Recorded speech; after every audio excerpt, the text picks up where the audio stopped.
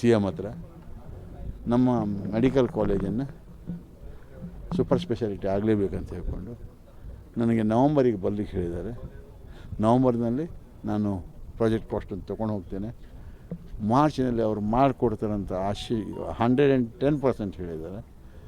ನಮ್ಮ ಅದು ಆಗದೇ ಇದ್ದರೆ, ಅಪ್ರೂವಲ್ ಕೊಡದಿದ್ದರೆ ನಾನು ನಿಮ್ಮೆಲ್ಲರ ಮುಂದೆ ಹೇಳ್ತೇನೆ, ಐ ವಿಲ್ ಆಲ್ಸೋ ರಿಟೈರ್.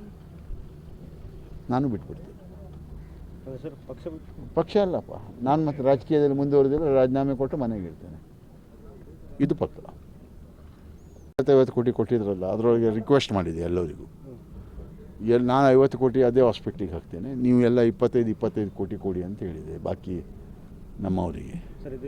ಆವಾಗ ಅವರು ಒಪ್ಕೊಂಡಿಲ್ಲ. ನಮ್ಮ ಮಿನಿಸ್ಟ್ರಿಗೂ ಹೇಳಿದೆ. ಆಮೇಲೆ ಸಿದ್ದರಾಮಯ್ಯವ್ರನ್ನ ಹೇಳಿದರು, ಅದು ಬೇಡ ಮಾರಾಯ, ನೀ ಲಾಸ್ಟ್ ಟೈಮ್ ಅದನ್ನು ಕೊಟ್ಟು ದೇವಸ್ಥಾನಕ್ಕೆ ಹಾಕಿದ್ದಿ, ಇದನ್ನು ಬೇರೆ ಕೆಲಸ ಮಾಡ್ಕೊ, ನಾನು ನಿಮಗೆ ಇದನ್ನು ಸೂಪರ್ ಸ್ಪೆಷಾಲಿಟಿ ಹಾಸ್ಪಿಟಲ್ ಮಾಡಿ ಕಾಣಿಸ್ತೇನೆ, ಮಾಡಿಕೊಡ್ತೇನೆ ಅಂತ ಹೇಳ್ಕೊಂಡು ಕೆಲಸ ಆಗಬೇಕಾಗಿದೆ. ಅದು ಆಗದಿದ್ದರೆ ಬಜೆಟ್ನಲ್ಲಿ ಅದು ಬರದೇ ಇದ್ದರೆ ನೀವು ತಿಳ್ಕೊಂಡು ಬಜೆಟ್ ಆದ ಮಾನ್ಯ ದಿವಸ ಸತೀಶನ ಬಜೆಟ್ ಮನೆಯಲ್ಲೇ, ಮತ್ತು ಎಲ್ಲೂ ಹೋಗೋದಿಲ್ಲ ಸತೀಶ್.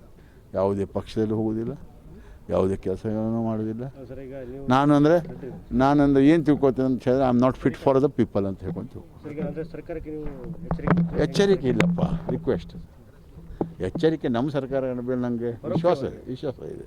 ನಿಮ್ಗೆ ಹೇಳ್ಬೇಕಲ್ಲಪ್ಪ, ನೀವು ಏನಂತೀರಿ, ಬ್ರಿಡ್ಜ್ ಮಾಡ್ತೇವೆ ಅಂತ ಹೇಳಿದ್ರೆ ಅದು ಇದೇ ಶಾಸಕರು ಹೋಗಿ ಹೇಳಿದರು ಹಳಗಾದಲ್ಲಿ, ಬ್ರಿಡ್ಜ್ ಹಣ ತಿಂದರು. ಅಲ್ಲಿ ಹೋಗಿ ಹೇಳಿದ್ರಿ, ಅಲ್ಲಿ ಬ್ರಿಡ್ಜ್ ಹಣ ತಿನ್ಲಿಕ್ಕೆ ಆಗ್ತದೆ, ಹಣ ಸತ್ಯವಾಗಾದರೂ ತಿನ್ಲಿಕ್ಕೆ ಆಗ್ತದೆ ಕೊಟ್ಟರೆ, ಆಗೋದಿಲ್ಲಲ್ಲ, ಅಲ್ಲ ಆಗೋದಿಲ್ಲಲ್ಲ. ಮತ್ತು ಅದನ್ನು ಅವರು ಹೇಳ್ತಾರೆ, ನಾವು ಕೇಳ್ತೇವೆ ಅಷ್ಟೇ, ಮಾಡಿ ಕಾಣಿಸ್ತೇನೆ. ಹಾಂ, ಎಲ್ಲ ನಾನು ಒಂದೇ ಹೇಳ್ತೇನೆ, ಇವತ್ತು ನಾನು ಮುಂದೆ ಹೇಳ್ತೇನೆ, ಸರ್ಕಾರದ ಮೇಲೆ ವಿಶ್ವಾಸ ಇದೆ ನನಗೆ. ಸರ್ಕಾರ ಕೊಟ್ಟುವಂಥ 5 ಸ್ಕೀಮ್ಗಳು ಎಲ್ಲೂ ತಪ್ಪೋದಿಲ್ಲ, ಅದು ಕಂಟಿನ್ಯೂ ಇರ್ತದೆ. ಮತ್ತು ಆದಷ್ಟು ಹಣವನ್ನು ತಂದು ಈ ಭಾಗದಲ್ಲಿ ಸೆಂಟ್ರಲ್ ಗೌರ್ಮೆಂಟಿಂದ ರಿಕ್ವೆಸ್ಟ್ ಮಾಡ್ತೇನೆ. ನಮ್ಗೆ ಅದರಲ್ಲಿ ಬೇರೆ ಪ್ರಶ್ನೆಯೇ ಇಲ್ಲ. ಅದು ಸ್ಟೇಟ್ ಗೌರ್ಮೆಂಟ್, ಸಿದ್ದರಾಮಯ್ಯ ಸರ್ಕಾರ ಇರ್ಬೋದು, ನಮ್ಮ ಡೆಪ್ಯೂಟಿ CM DK ಶಿವಕುಮಾರ್ ಇರ್ಬೋದು, ಅವರಿಬ್ಬರು ಒಟ್ಟಿಗಿದ್ದಾರೆ.